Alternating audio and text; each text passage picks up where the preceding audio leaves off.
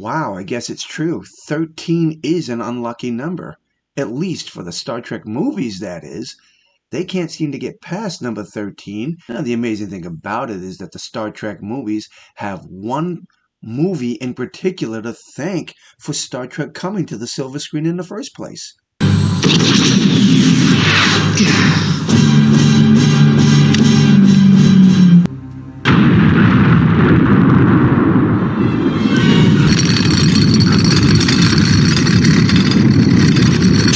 Visual!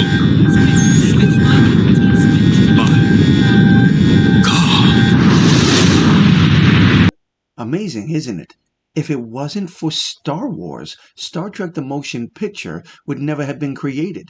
They were going to make a TV series called Phase 2. And once Star Wars exploded onto the screen, that stopped everything, and Star Trek the Motion Picture was born.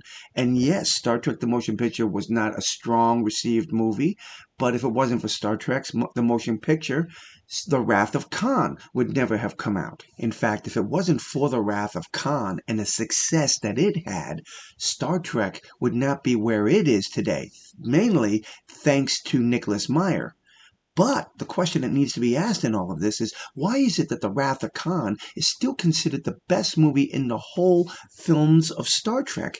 None of the others are up there with it. Not even First Contact compares to The Wrath of Khan. But why do all these Star Trek movies have problems? Why is it that The Wrath of Khan, First Contact, Undiscovered Country, these are the top levels of Star Trek movies, and they can't seem to rise beyond it? It is a very interesting question. Why is it? And more to the point, why is it that the next generation seems to have had a hell of a time with their movies? You would think the showrunners over there at Paramount and at Star Trek would have learned the lessons from Star Trek the Motion Picture and The Wrath of Khan, but nope. That's not what happened. Star Trek Generations came out with the same speed, the same slowness of Star Trek the Motion Picture. More talking, very little action. And while it was okay at the theaters, it is not what people wanted. And like Star Trek 2, when First Contact came out, the second movie in the Next Generation series, it was a massive success, and it had action, and it was just full of adventure, and it was something that everyone wanted. You could take people who never knew anything about Star Trek to this movie, and they would have enjoyed it. Star Trek Insurrection would come out, and fans would just not be happy with this film. Arguments would be made that it was no different than watching a two-parter of Star Trek The Next Generation. What happened? Why is it that from Insurrection up to Nemesis, Star Trek The Next Generation, the cast, could not get a movie that all the audience would really appreciate? Well, first of all, I honestly believe one of the main problems with the Star Trek movies is the fact that they were stretched too thin. From Star Trek The Next Generation's ending right to the movies, we also had Star Trek Deep Space Nine, Star Trek Voyager, and finally Star Trek Enterprise.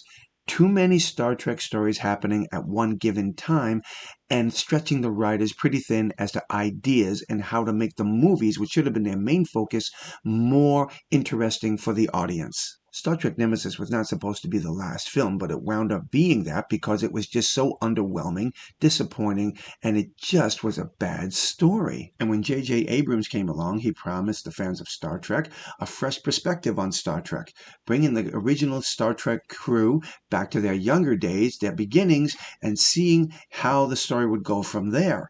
And while it did have some interesting ideas attached to it, basically, this was not the Star Trek that anyone wanted, nor most fans didn't recognize. Gone was the scientific and intellectual part of Star Trek. We were reduced to more of a Star Trek that was about running around and acting crazy all the time. Once Star Trek Into Darkness came along, a lot of fans just walked out the door. Promising your fans that you wouldn't touch Star Trek 2 or Khan, and then finding out that, oh, by the way, Khan's in the movie, and we're rewriting the whole story, and then you're using lines from The Wrath of Khan, it was just too much for a lot of people. At this point, Star Trek was beyond saving. Having your enemy defeated through the raw power of a Beastie Boys track is not something that a lot of people wanted to see and just thought was really dumb.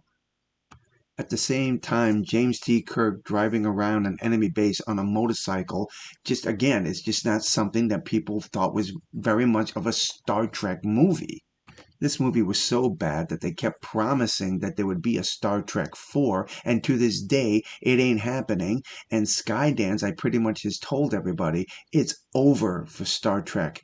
Where do you think Star Trek misfired? Was it starting at Star Trek 5? And do you believe in the odd film curse? I would love to hear your thoughts and comments on this, so please drop those comments below and let me know. Until the next time, my friends, God bless.